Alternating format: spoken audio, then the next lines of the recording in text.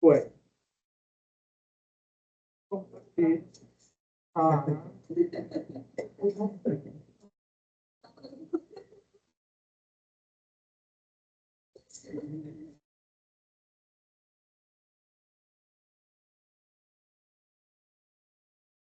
bueno, podemos ver ahí la presentación.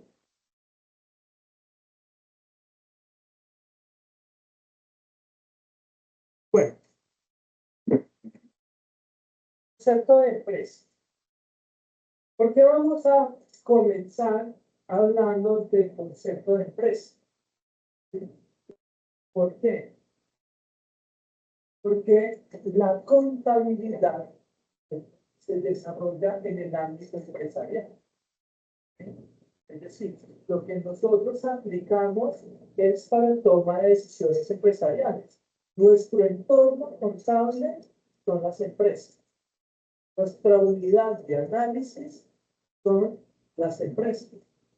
La razón de ser de la contabilidad, como propiamente decirlo, se aplica en las empresas. Y por eso es importante definir qué es empresa. Ahora bien, para hacerlo de una forma dinámica, para ustedes, ¿qué es empresa? Quiero que cada uno me diga qué es empresa para usted, ¿cierto? Pensemos, tomemos los 2 minutos, quieren escribámoslo ahí, en nuestro cuaderno. ¿Cómo definen ustedes la palabra empresa? Yo creo que todos conocemos una empresa, ¿o no? Pero definamos, escribámoslo ahí. ¿Qué es para cada uno de ustedes la empresa? Tomémonos el tiempo de escribir y luego me lo pego.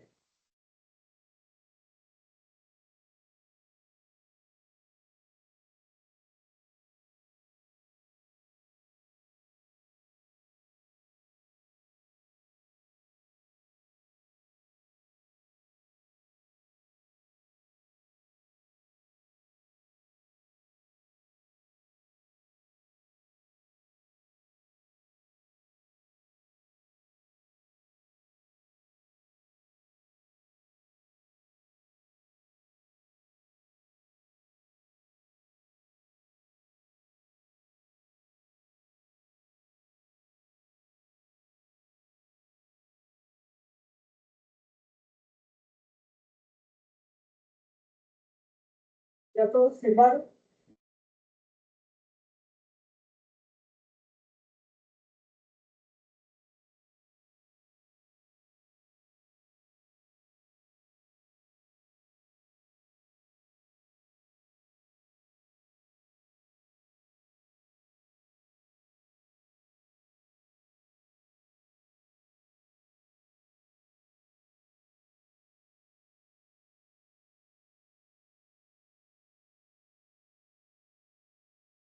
¿Qué falta por acá por firmar?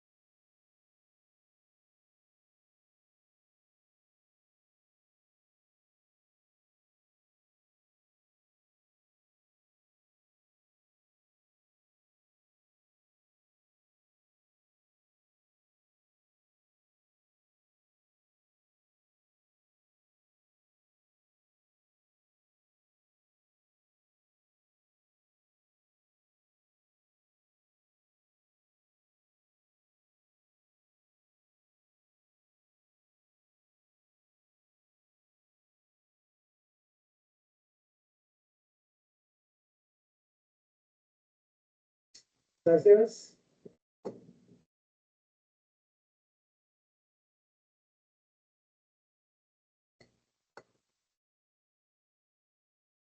Esos datos acá. Ah, sí, sí. Ah, ok. Ajá, muy bien. Muy bien, sí.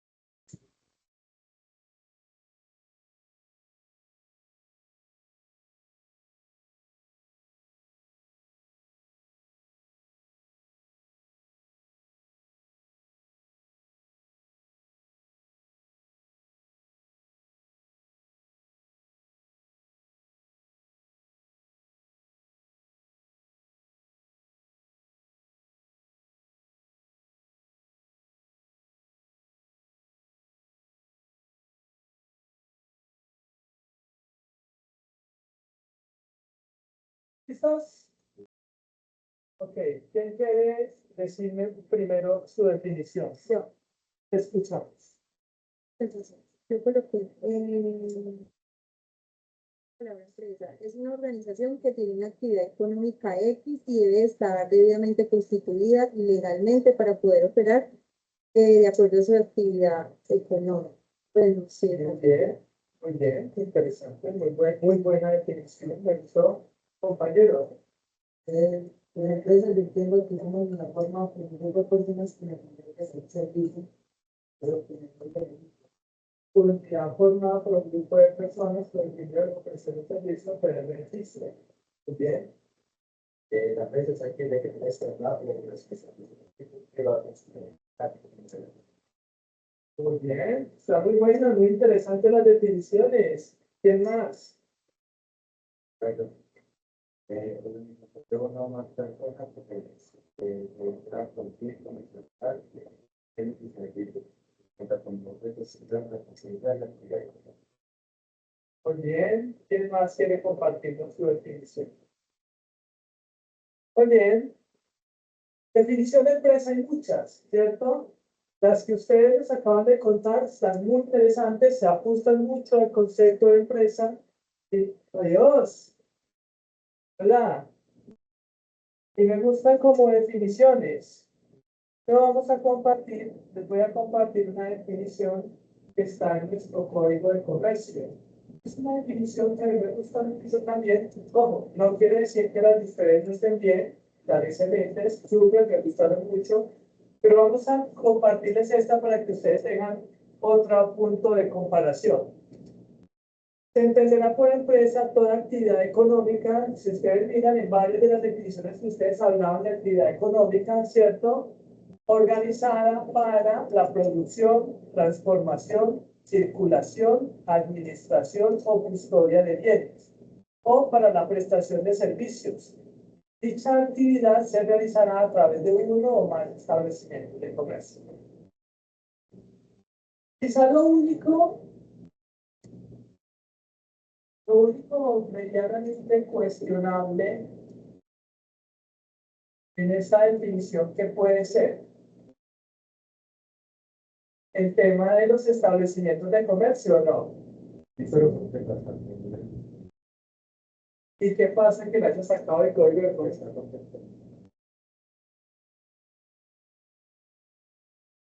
¿Sabes que no es por eso? ¿Sabes por qué? ¿Sabes por qué en ese código de comercio menciona los establecimientos? El código de comercio vigente en Colombia, adivinen ustedes de qué año es. ¿No? ¿Por qué lo sabía? ¿No?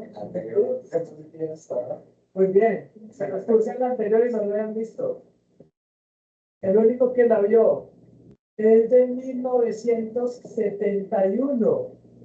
En esa época, ¿ustedes creen que se pensaba en el comercio electrónico? ¿No? Estamos hablando que en 1971 el comercio virtual no existía. ¿Sí? Entonces se pensaban en las tiendas físicas. ¿Sí? En tener un establecimiento, o sea, un comerciante tenía un establecimiento, un local donde vendía sus cosas, ¿o no? En 1971 el Internet al público no existía, ¿no? Entonces, el concepto desde esa perspectiva no ha evolucionado, pero hoy en día no es necesario para uno tener una empresa, tener un establecimiento, ¿no? En ese tiempo es telemático. Eso, estamos hablando de 1971. Las telecomunicaciones eran supremamente limitadas, ¿no? Casi nulo. Entonces es por eso, pero muy bien su observación. Dice el tema de el establecimiento de comercio. Sin embargo, miren que tiene varios de los conceptos de los que ustedes hablaron. Me gusta esta definición porque abarca todos los eslabones de la cadena, es decir, desde la producción hasta la comercialización o custodia de bienes. Otra definición como interesante. Ahora, una vez ya sabemos, bueno, esta diapositiva es una imagen, nos quedó un poco clara, pero como les voy a compartir las diapositivas, ustedes la van a poder ver. Una forma de clasificación de las empresas es de acuerdo a su tamaño, ¿cierto? Hay una normatividad, la ley 905/2004, que estipula en Colombia que las empresas pueden ser micro, pequeñas, medianas o grandes de acuerdo al volumen de sus activos. Y empezamos a hablar de contabilidad o no. ¿Qué son activos?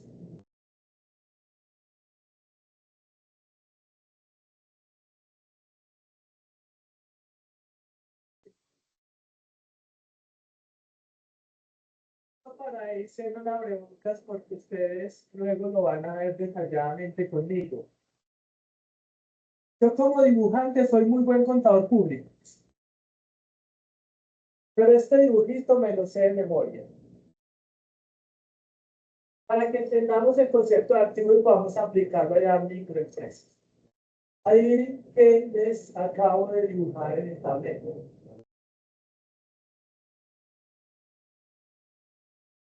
Puede ser, y los dos tienen una respuesta correcta. Lo llamamos balance, lo llamamos ecuación patrimonial. Yo prefiero decir que esta es la estructura financiera de una empresa.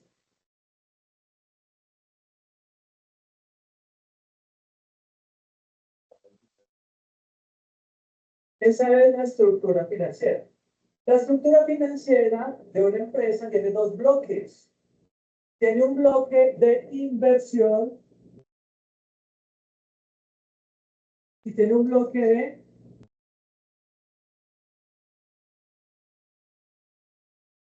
financiación. Es decir, en qué invierto y de dónde salen los recursos para invertir. ¿Sí? La inversión son lo que nosotros conocemos como activos. Y en otras palabras, para entender allá el concepto, activos son bienes y derechos que posee una empresa, ¿cierto? ¿Sí? Bienes y derechos que posee una empresa. Ahora, cuando hablamos de la financiación, es de dónde obtuvimos el dinero para invertir. Y entonces, aquí tenemos lo que en contabilidad conocemos como pasivos, y aquí tenemos lo que en contabilidad conocemos como patrimonio. Y esa es la financiación, es decir, cómo financié yo mis activos. Y por eso me dice la ecuación patrimonial que mis activos son igual a mi pasivo más mi patrimonio, ¿sí? Porque claro, si yo invierto en unos activos de algún lado, tuvo que haber salido ese dinero. Voy a poner esto en unos términos aterrizados, ¿cierto? Sueño promedio de colombiano es ¿cuál? En la vida del colombiano promedio, ¿cuál es el sueño? Tener casa propia, ¿cierto? No me lo inventé yo, la estadística vuelve y lo dice. Oye, vamos a suponer una cosa. Se te presentó la oportunidad de cumplir tu sueño de comprar tu casa, ¿cierto? Lograste conseguir una casa de 80 millones. La casa es un activo, bien o no, ¿cierto? Cuando yo compro la casa es mía. Ojo, independiente de que la compre toda con plata mía o con plata prestada, ¿cierto? La casa vale 80 millones de pesos, entonces me quedó horrible. La casa vale 80 millones de pesos, pero la mayoría de colombianos no tienen 80 millones de pesos de ahorro para comprarse la casa, ¿cierto? ¿A qué tiene que acudir? A una fuente de financiación y generalmente es a través de crédito hipotecario por una entidad financiera o no.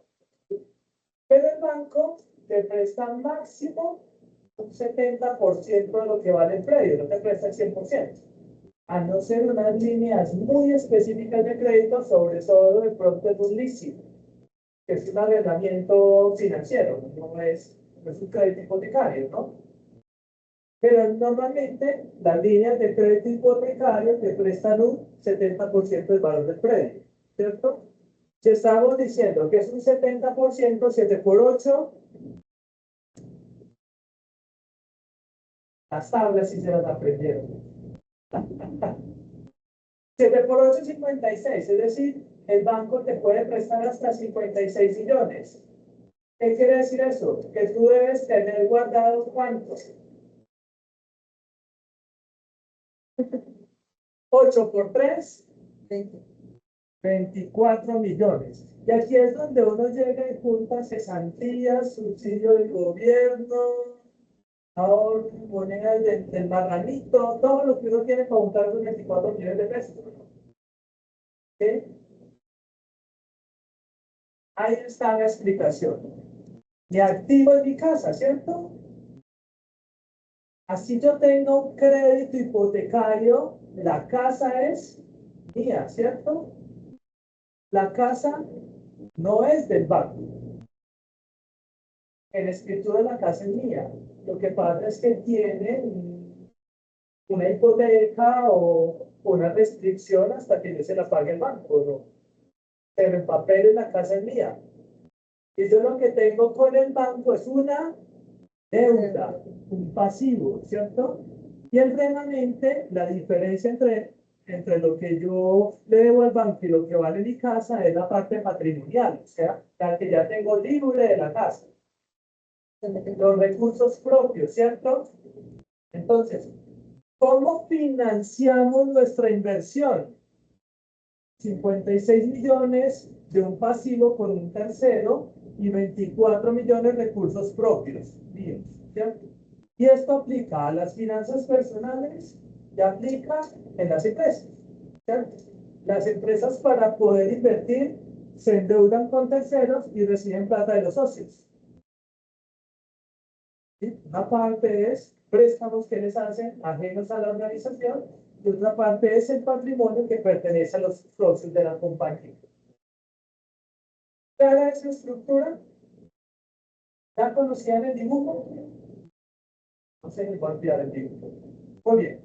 Ahora, dependiendo de la cantidad de activos que tenga una empresa, entonces así puede ser catalogada como micro, pequeña, mediana o grande. Entre más valor de activos tenga, pues más grande es el tamaño de la compañía, ¿cierto? Es una forma de medir. Y ahora bien,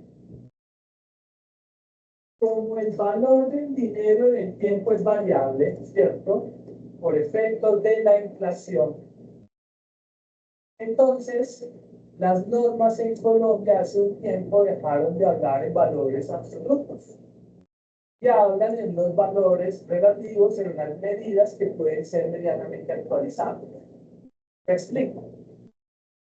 Si nosotros leemos el Código de Comercio de 1971, allí vamos a encontrar que hay alguna norma que dice se impondrá sanción de hasta 50.000 pesos al comerciante que. Entonces hoy en día uno llega y mira esa norma y dice se impondrá sanción de hasta 50.000 pesos.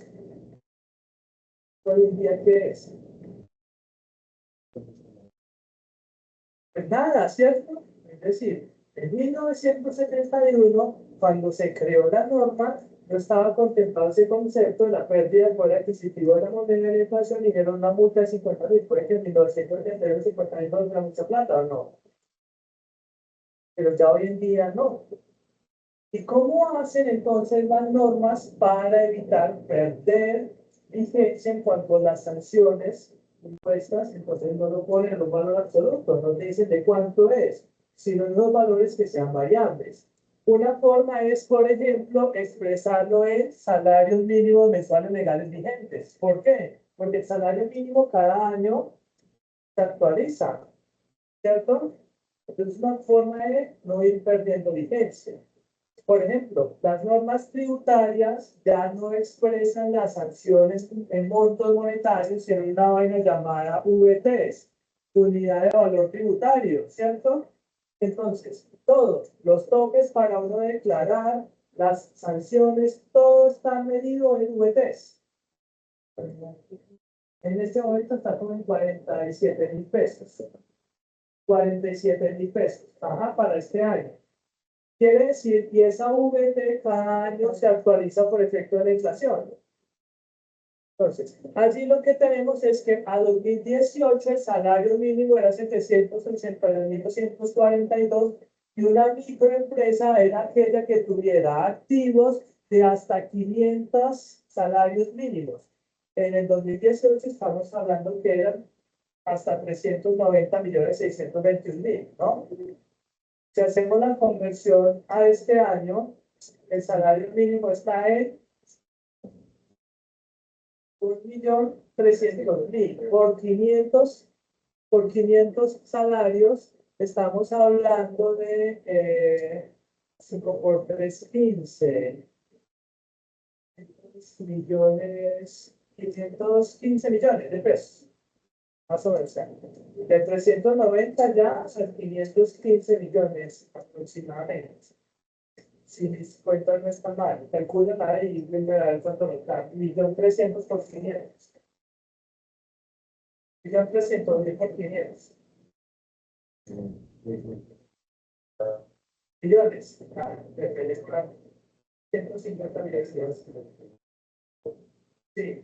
Estamos hablando que son 650 millones de pesos a valores de hoy, ¿no? Tiene que tener un músculo financiero para llegar a 650 millones en activos, ¿no? El grueso de las empresas en Colombia, ¿cuáles son? Micro y pequeñas. Ese es el grueso de empresas en Colombia, ¿o no? ¿Cierto? Son más escasas las medianas, mucho menos las grandes, ¿no? Pero el grueso, la mayoría de empresas están entre las micro y las pequeñas. Las pequeñas son las que tienen activos superiores a 500 y hasta 5.000 millones de pesos. O sea que en valores de hoy estaríamos diciendo que una empresa pequeña es de 6.500 millones de pesos.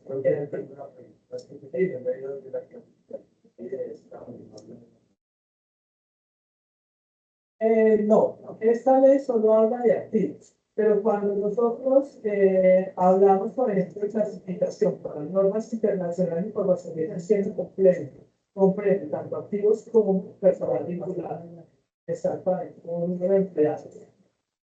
Pero esta ley solo me habla de activos. ¿Listo? Ya las medianas, entre 5.000 y 30.000 millones, 30.000 salarios mínimos, y las grandes, más de 30.000. Al año 2018 estamos hablando que eran empresas de más de 23.437 millones de pesos. Esa es una forma de clasificar, de acuerdo al volumen de sus activos.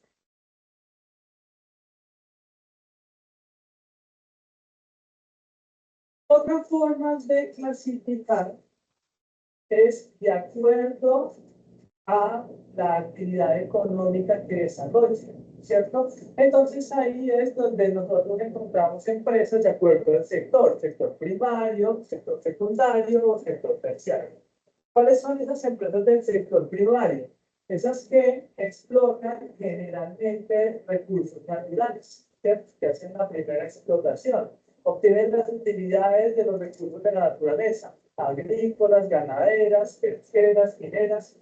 Ese es el sector primario. El sector secundario, la actividad es transformar físicamente unos bienes en otros más útiles. En este grupo se encuentran las empresas industriales y de construcción. ¿Cuál es la característica de las empresas industriales? Que compran materias primas para transformarlas en producto terminado. Y así mismo son las empresas de construcción. Compran materiales para transformarlos en proyectos de producción.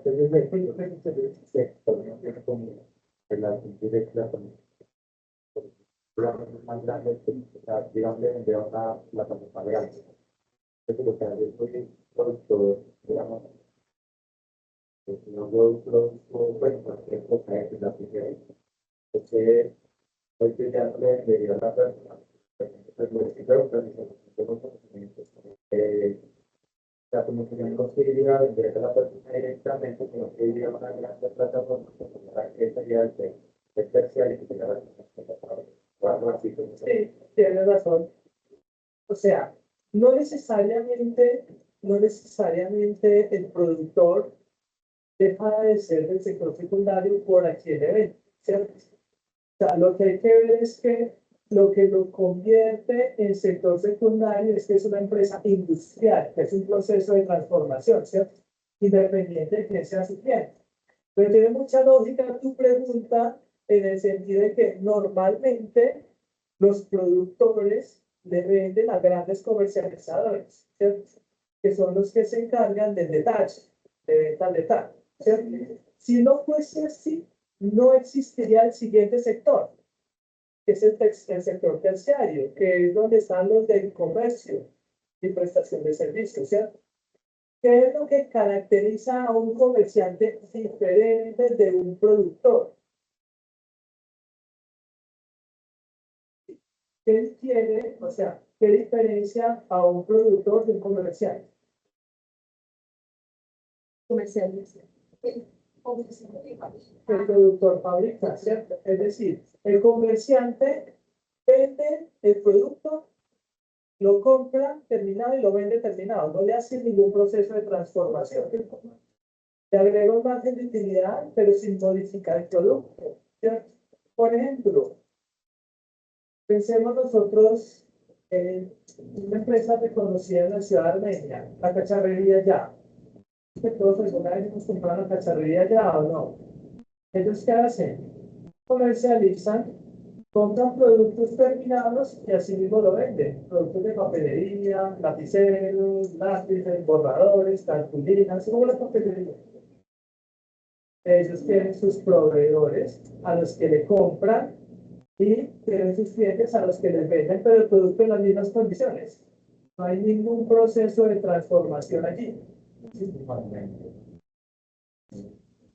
Exactamente. Si vemos, es exactamente el mismo modelo que tenemos con las tiendas de barrio, ¿no? ¿Qué hacen las personas en las tiendas de barrio? Que compran a los proveedores y venden el producto en las mismas condiciones, ¿cierto? Pues bien, el sector terciario, entonces ya lo dijimos, es servicio y comercio.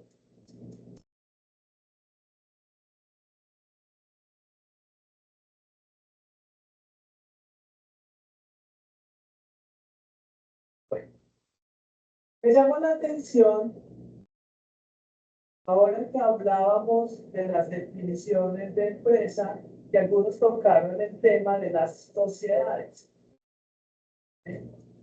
Algunos hicieron el tema de las sociedades. ¿Ok? Porque una empresa la puede formar una sola persona o no. ¿Cierto? Tú solo puedes formar una empresa, ser empresario, y hay figuras para crear empresas como personas naturales, ¿cierto?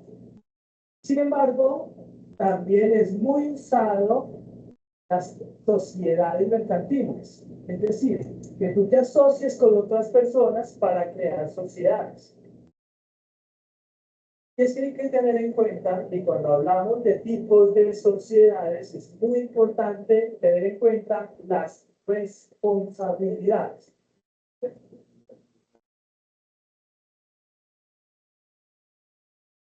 Exactamente. Con el patrimonio personal, exactamente. Y eso es la responsabilidad. Cuando nosotros conformamos una sociedad de responsabilidad limitada, quiere decir que la responsabilidad que tenemos como socios se limita al monto de los aportes, ¿cierto? Cuando la responsabilidad es ilimitada, podríamos responder por las obligaciones de la sociedad hasta con el patrimonio personal.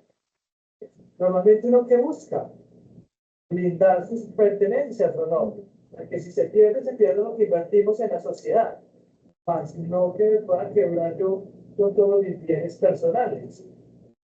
Entonces, de eso depende. Sin embargo, Hay algunas figuras societarias, unos tipos de sociedades que te pueden permitir los beneficios de la responsabilidad limitada, como si estuvieras en una sociedad, formando una sociedad tú solo. ¿Sí? Por ejemplo, la SAS te permite crear una SAS tú solo, ¿cierto? Con ciertas facilidades a la hora de la documentación y con responsabilidad limitada. Entonces, hay opciones para ello.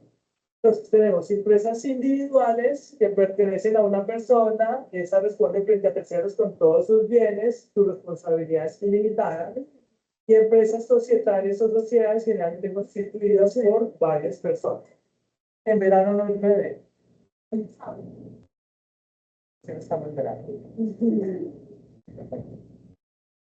Sí, sí, la referencia. La SAS es un tipo de sociedad. Se da por experiencia simplificada, es un tipo societario, una forma de asociación. La SA se llama sociedad anónima y tiene otros requisitos. Además que en la SAS es como una sociedad anónima, pero simple, es más fácil de conformar. Un segundito, por favor.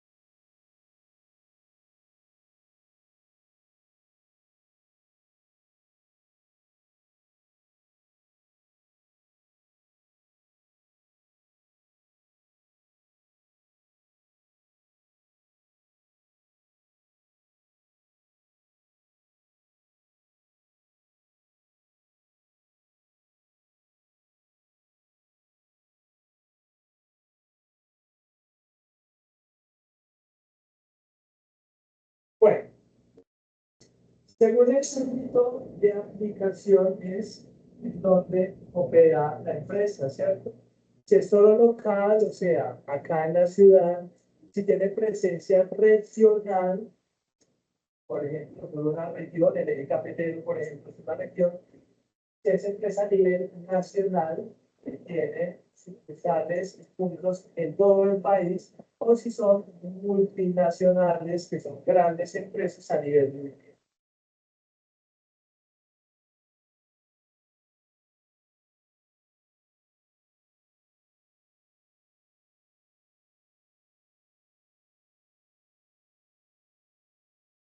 Muy bien.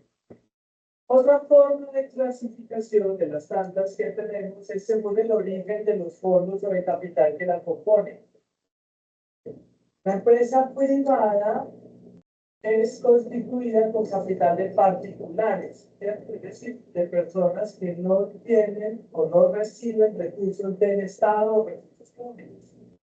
Las personas naturales, como nosotros, que podríamos asociarnos para crear una empresa y esa es de capital privado. Una empresa pública es cuando el capital y el control está en manos del Estado, es decir, con recursos públicos. Se forma la empresa y se controla por el Estado. La empresa mixta es si la propiedad es compartida, es decir, hay empresas que tienen parte de recursos públicos y parte de recursos privados. Y de autogestión es que el capital está en manos de los trabajadores. Por ejemplo, ¿cuál podría ser una empresa mixta? Empresas mixtas, por ejemplo, hay concesiones APP, asociaciones público-privadas. Hay veces que, por ejemplo, dan la concesión de lo que van a hacer acá, que es una concesión de tránsito. Tiene recursos del Estado y una parte de particulares. Las APP, Telecafé también es así. Y acuerdos de privados. Asociaciones público-privadas. APP llama. Muy bien. Ahora bien, Entramos al concepto de comerciantes. Y ojo, que es muy importante porque esta pregunta yo la he hecho con profesionales y con estudiantes y me he llevado una sorpresa. Primero, ¿quién es comerciante? ¿Cierto? ¿Quién es definido o catalogado como un comerciante? Pues comerciante es toda aquella persona que ejerce de forma profesional alguna de las actividades catalogadas como mercantiles. Son comerciantes las personas que profesionalmente se ocupan de alguna de las actividades que la ley considera mercantiles. La calidad de comerciante se adquiere aunque la actividad mercantil se ejerza por medio de apoderado, intermediario o interpuesta persona. Dentro del Código de Comercio hay una serie de actividades que son consideradas mercantiles. Y cuando uno desarrolla alguna de esas actividades es considerado comercial. El problema va más allá, porque cuando uno es comerciante, entonces adquiere, compadrito, adquiere unos deberes, ¿cierto? Que hay que cumplir. Ahorita los vamos a ver, porque creo que la diapositiva que sigue. Pero la pregunta es, en Colombia, ¿quién está obligado a llevar contabilidad? ¿Todo el mundo? Pues todos los comercios, dentro del comercio, pues todos los comerciantes. Todos los comerciantes, ¿no? ¿Tú qué dices, Wilmer? ¿Por qué no? En vez de tener un aparte de este, por ejemplo, son poquitos, porque en otras facultades tendría, o sea, que también algunos atributos para necesitar algunos requisitos para poder tener que llevar porque, por ejemplo, yo no tengo cuando una persona tiene una comercializador, por ejemplo, entonces que, por ejemplo, de normal, la aprender a persona, pero pues un poco de activo, no son más tanto dinero y tampoco es que tampoco es tanto dinero. Lo que nos es que es lo mismo que cuando la persona obligan a realmente a todos los preparados. ¿Quién está obligado a llevar contabilidad? ¿Todo el mundo? ¿No todo el mundo? Depende de los Las criterios. empresas, hay unas que son las grandes, las pequeñas, pero ahorita como ¿Sabes que tú estás de acuerdo con él? Una pregunta interesante porque para mí la totalidad es más, gracias a ustedes porque ni siquiera yo tomar el tiempo de talento. Pero para mí la totalidad es que yo tengo un parte de saber tiempo en un localizante, cuando yo tengo audición. Para mí es de todo. No sé si será verdad. Para mí es de la totalidad. Y por ejemplo, todas las personas que tengo grandes ingredientes, pues más interesadas, más de la vida, muchas cosas más que no deben ser una cuestión frente a una forma de sí que hay unos topes, si se pasa ese tope, entonces tendría que Pues sí, se todos. Así tengo una delita y una empíricamente no sé la idea, tengo que separar de mis empíricamente existen pero lo que tiene que conseguir. por favor, no sé qué. Ya vamos a resolver eso. Deberes del comerciante. Ojo. Aunque a veces podemos pecar por desconocimiento de la norma, ¿cierto? Si tú ejerces alguna actividad de las que sean consideradas mercantiles, eres comerciante o no. Ojo, el Código de Comercio, lo que leímos anteriormente, acá dice, son comerciantes las personas que profesionalmente se ocupan en alguna de las actividades que la ley considera mercantiles. Ahí te dice, vendes 100 o 1.000 millones. no, hay esas específicas. Primero no te está poniendo topes, ¿cierto? ¿Qué te está diciendo la ley? Estamos hablando de una ley, ¿cierto? La ley te está diciendo, ok, si tú ejerces alguna actividad que sea considerada mercantil, eres comerciante. Independiente de que vendas mucho, regular o poco.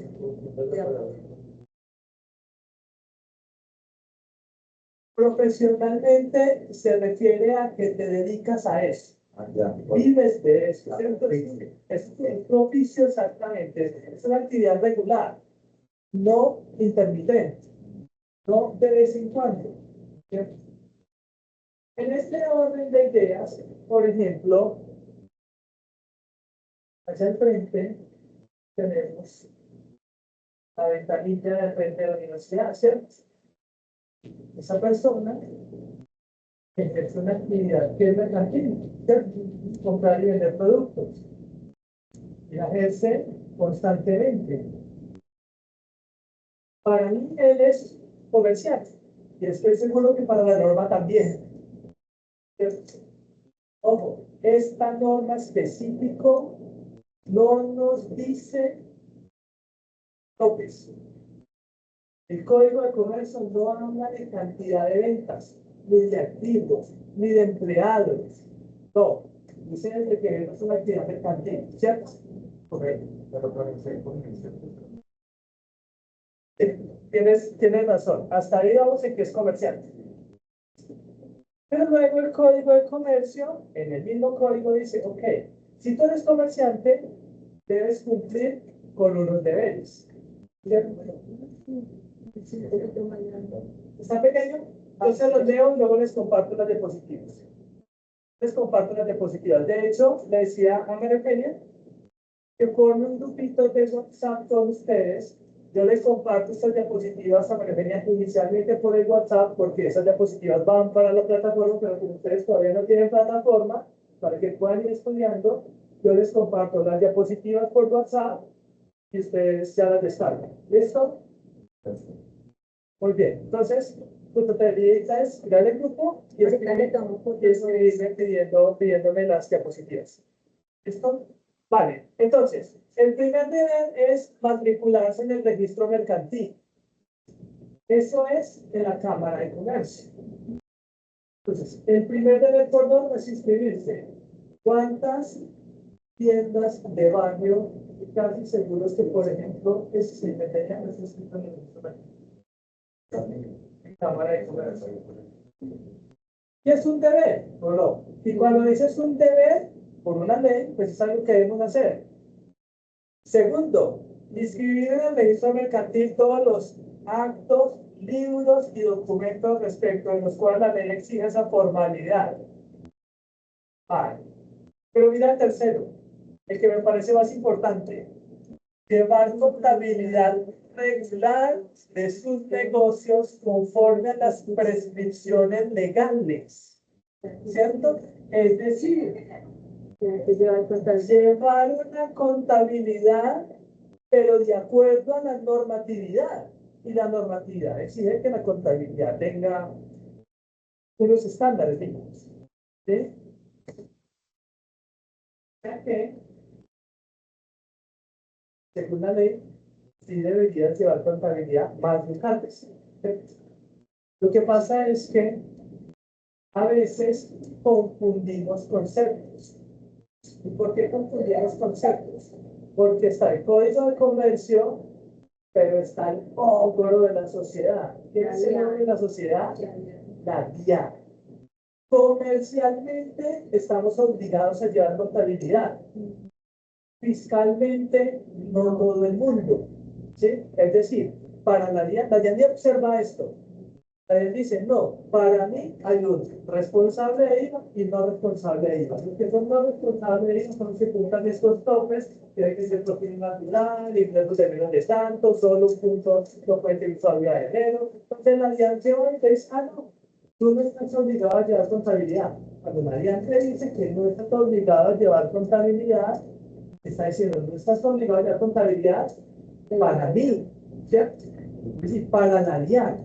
La DIAN no te puede sancionar por esta norma, porque esta norma no es fiscal, o sea, no es para tributos, ¿cierto? Esta norma es comercial. pero otro tipo de entidades, ¿cierto? Sí te podrían reportar y sí te podría sancionar alguna otra entidad por no cumplir con esta norma. O sea que en realidad, si nosotros vamos, esa tienda de ahí al frente debe dar contabilidad conforme a la ley, ¿o no? ¿Cierto? Porque hay una norma que así lo dice.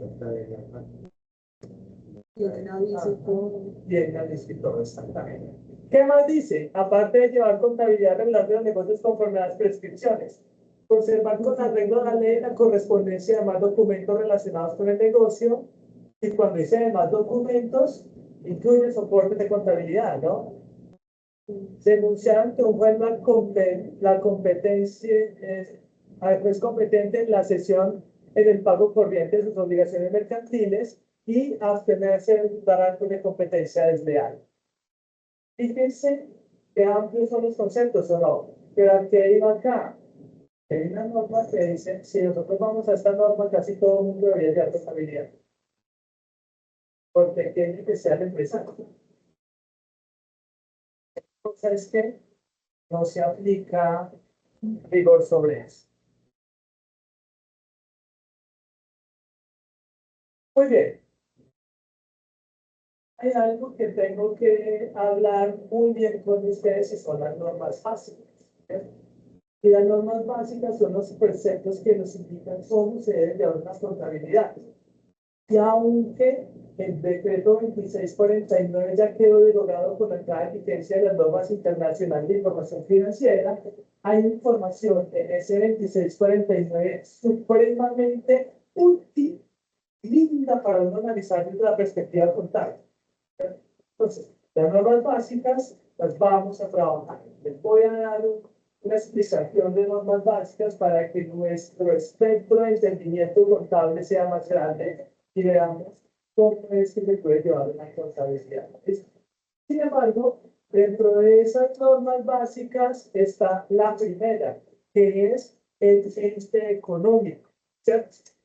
Lo define como que el ente económico es la empresa, la actividad económica organizada como unidad respecto de la cual se dedica el control de los recursos. El ente debe ser definido e identificado de forma tal que se distinga de otros entes económicos, es decir, mi empresa. Y cuando habla que debe ser definido e identificado, estamos frente a una norma de revelación. ¿A qué nos referimos con una norma de revelación? ¿Y cómo se integra esto con mi contabilidad? Pues desde la perspectiva del análisis financiero. Explico. Si yo les entrego a ustedes unos estados financieros, vamos a suponer, pues, les voy a entregar unos estados financieros de una empresa que arrojó de utilidad en un año 45 millones de pesos. La empresa se llama Tavares y Hermanos. ¿Se fue bien, regular o mal? les depende porque tienen la pasión. Hay que mirar todo el patrimonio, ¿cierto? Pero hay que mirar en qué región de la economía se mueve, en qué industria, ¿cierto? Porque estamos hablando de 45 millones. ¿Es una señora que vende arepas y mucha plata o no? Pero si es una empresa petrolera, perdió el año.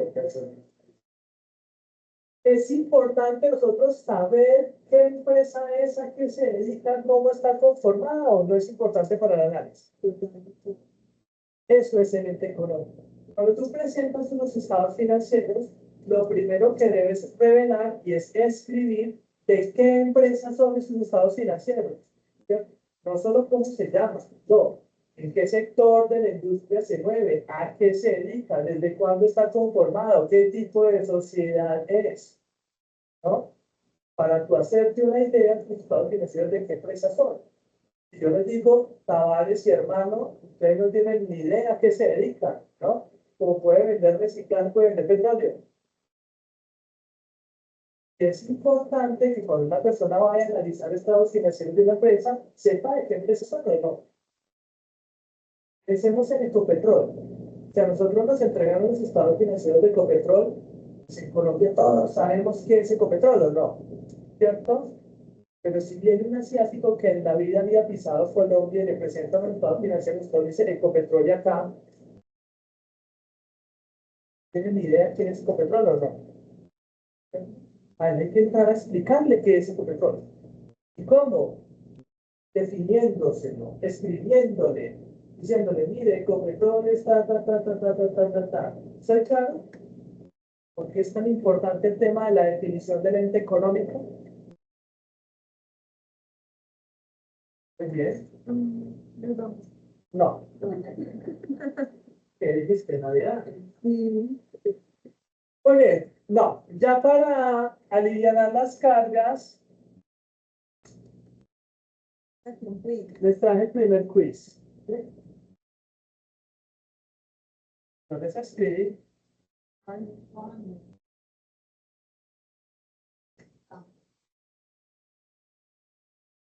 Uy, casi no me alcanzan. Cálculo. Oye, compañero, por favor, guardemos todo. Solo dejemos el lapicero encima. Vamos a ver cómo les va con este primer quiz. ¿Listo? Muy bien. Comencemos. Las preguntas están por lado y lado. Sí, yo he inspirado.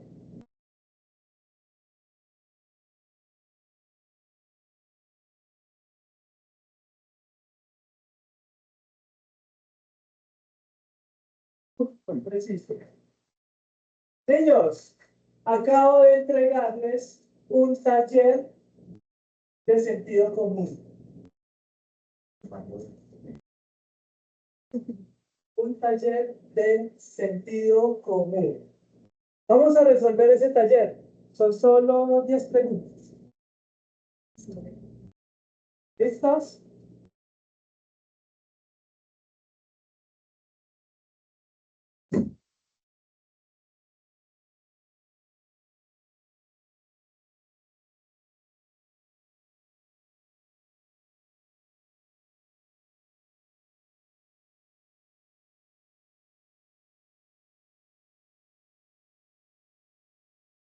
Junto con las diapositivas, les voy a compartir un taller para que hagan en la casa. Entonces, le dices a la compañerita que faltó, que por favor haga el taller.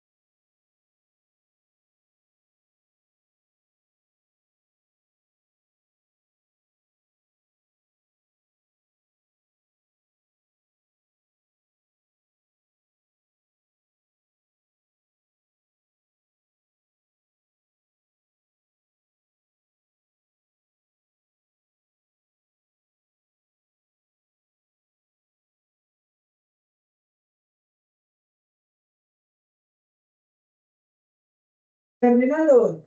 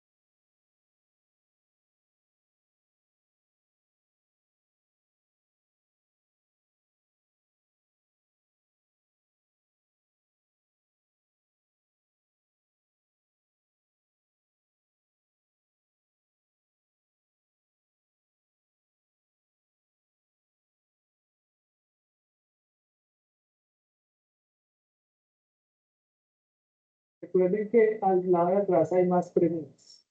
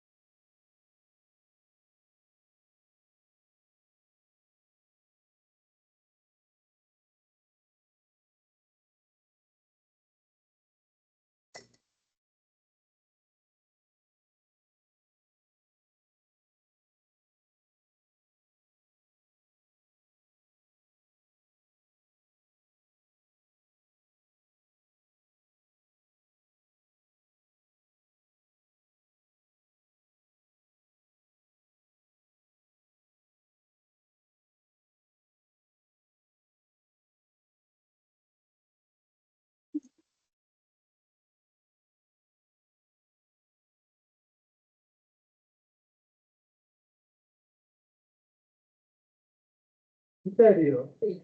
Sentido común. Van a ver que cuando lo resolvamos entre todos, nos va a dar el risa. Algo bonito. Algo bonito y En serio, en serio. 3 minutos y lo resolvemos.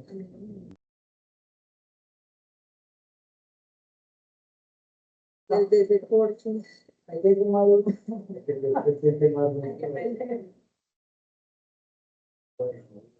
¿Quién resolvió el nivel?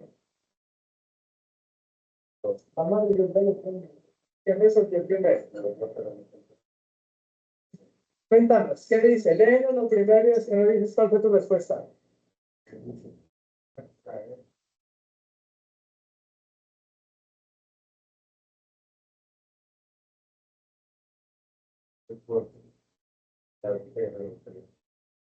No necesariamente tienes que hacer que rebote el frío.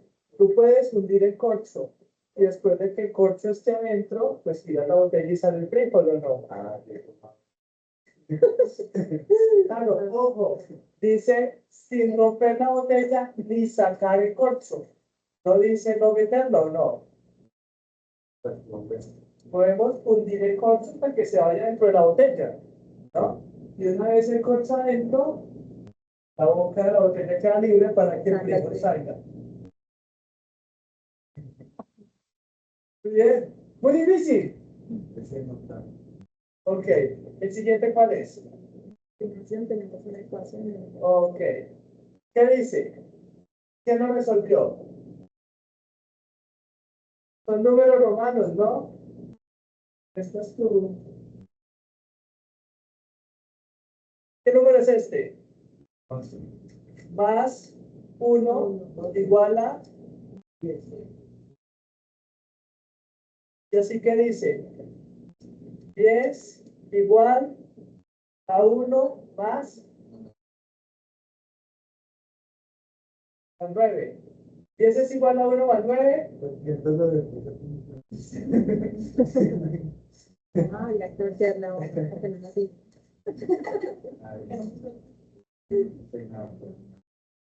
Si lo miramos así, ¿la igualdad es correcta o no? Y no movimos nada, ¿no?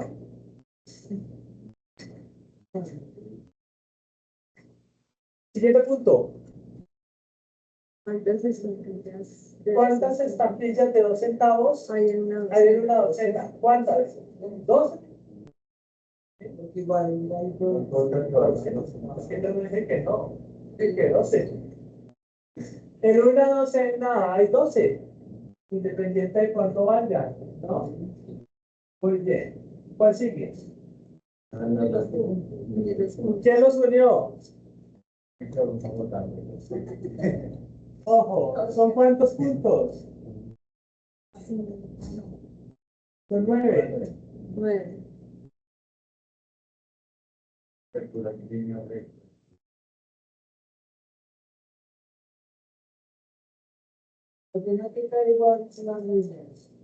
No necesariamente, lo que tienes es escribir con 4 líneas rectas, sin levantar y sin repintar.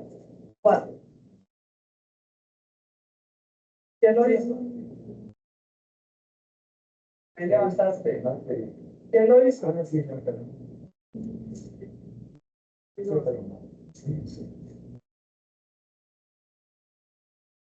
O sea, ¿cierto?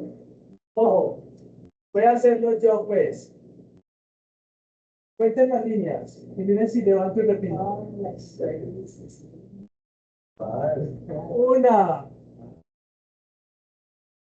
2, 3 y 4. ¿Cuántas líneas rectas hay ahí?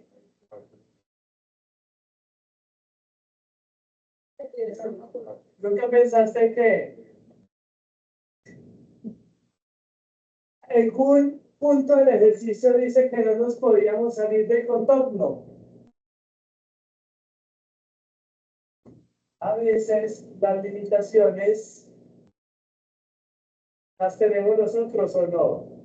¿Qué nos decía? Una, todos los puntos con 4 líneas rectas, sin levantar la mano y sin repintar, ¿o no? ¿Sí? Nosotros dibujamos el contorno y pensamos que de ahí no nos podíamos salir, ¿no? Hay 4 líneas rectas ahí. ¿No tan rectas? Más, Yo le dije que yo como dibujante era muy buen contador. Ya les había advertido, ¿no? Pero ya están, parecen rectas, ¿no? Muy bien. Next. Siguiente pregunta. sí, es correcto que un hombre Se case con la hermana de su hijo. ¿Por qué no? porque está muerto, que está muerto, Porque está muerto. Porque está muerto. ¿No? Si es la cuña, ¿no ves? La hermana de su viuda. Si es la hermana de su viuda, si es su viuda, es porque él está como Muerto. muerto. Y yo puse que Ojo, no es un dilema ético o moral, ¿no?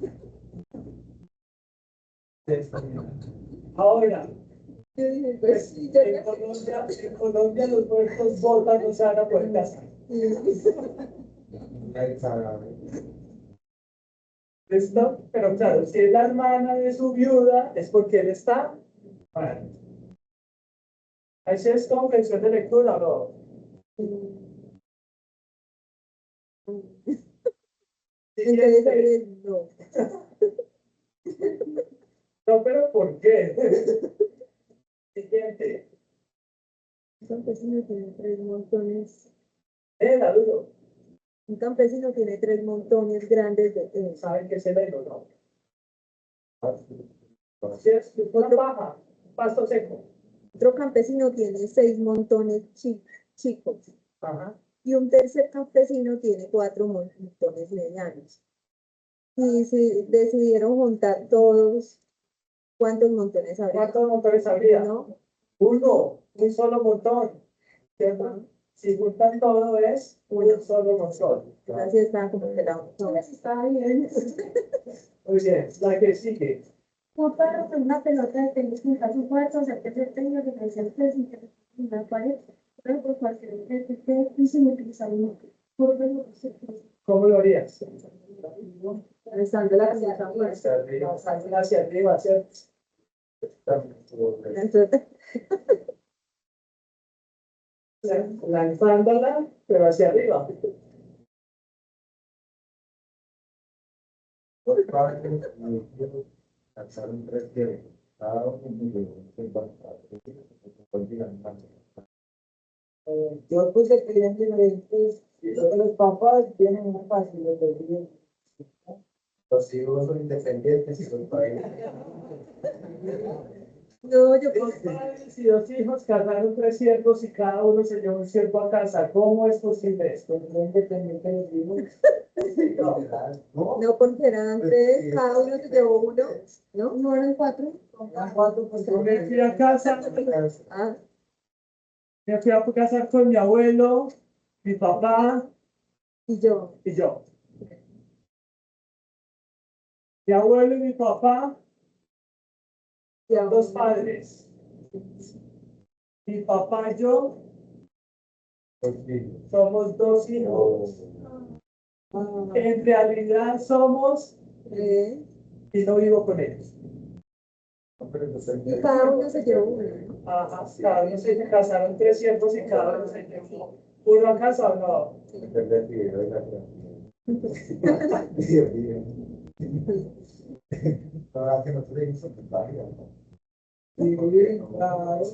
Depende del contexto. Si cada uno se lleva una casa, es cada uno. Vivan en la misma. Una casa, No, es cada uno. Me dijeron por cada casa, ¿no?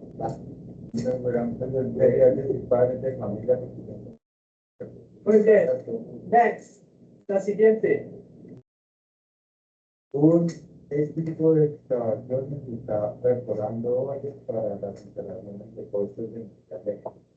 Todos los usos incluyen informe al lado del punto Medio Medio metro. Ajá. La pregunta es cuál. de tierra, ahora en cada ¿Qué volumen de tierra habrá en cada hoyo? ¿Qué contestar? 200 metros. ¿Cómo? ¿Por qué?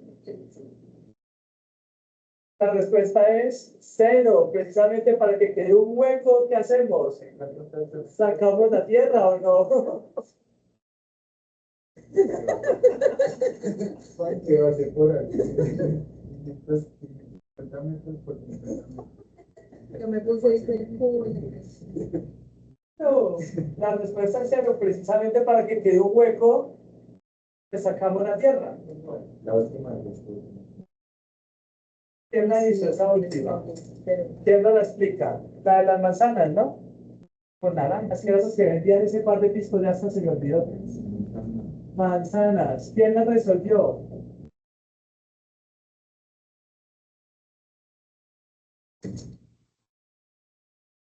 Tiene muchas respuestas. esa sí que está grande.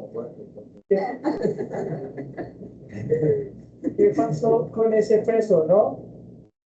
O sea, hay uno que vende 3 por un peso. 2 por un peso y otro que vende 3 por un peso, ¿cierto?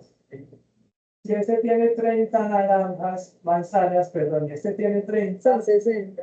entonces en total son 60 que decidieron vender a 5 por 2 pesos. Si las venden individuales, este señor obtiene de ingreso 15, ¿cierto? Y este señor obtiene de ingreso 10. Quiere decir que si las venden por separado, el ingreso es 25. Pero si las venden empaquetadas, estamos hablando que 60 dividido entre 5 son 12 paquetes. Por 2 es igual a 24. Y aquí tenemos una diferencia de un peso. ¿Dónde está?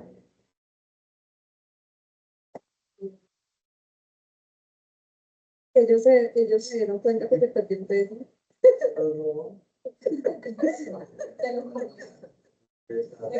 Se ganaron una manzana.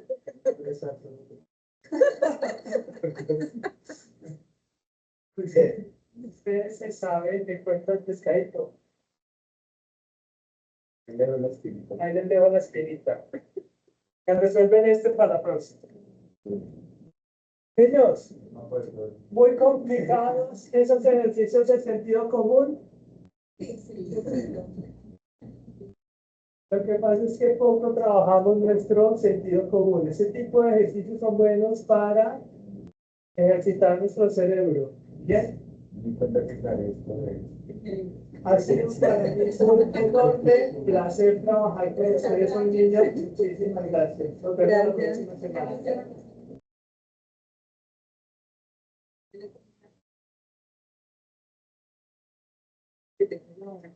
Perdón, Sofía. Vale.